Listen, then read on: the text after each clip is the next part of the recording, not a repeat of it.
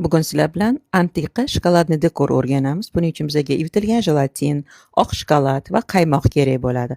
Hammasini bittada solib, tog'orachaga mikrovolnovkada yaxshilab eritib olamiz. Mana shu holatga keladi.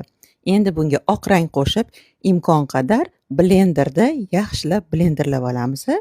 Juda ham oppoq bo'lishi shart emas, lekin sarg'ish rangini yo'qotsak bo'ldi.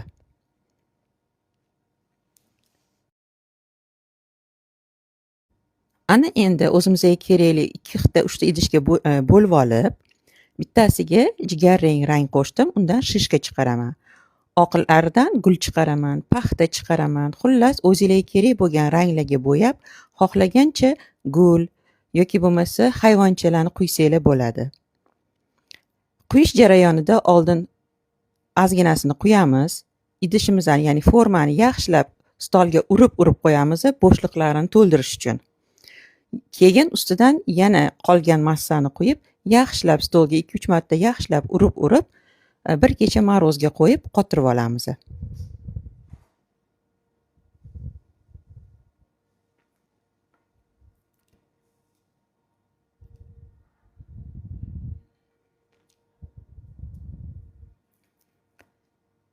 Paxtalarni to'ldirib olamiz. Yana aytganimdek, stolga yaxshilab 1-2 urib olinglar. Ichida qolgan har bitta kichkina bo'shliqchalarning ichiga massa tushib olishi kerak bo'ladi. Paxtamizdan qaranglar, qanaqa chiroyli. Bu dekor juda ham yengil, mazali, har tomonlama qulay va arzon. Qolipdan ko'chirayotganda formani o'zi bir yoq tomoni kesilgan bo'ladi. Ana o'sha joyidan ushlab turib, sekingina chiqarib olamiz.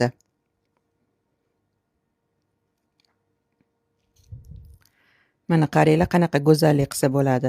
Xohlagan formaga bu massani quyib, xohlagancha dekor yaratsa bo'ladi.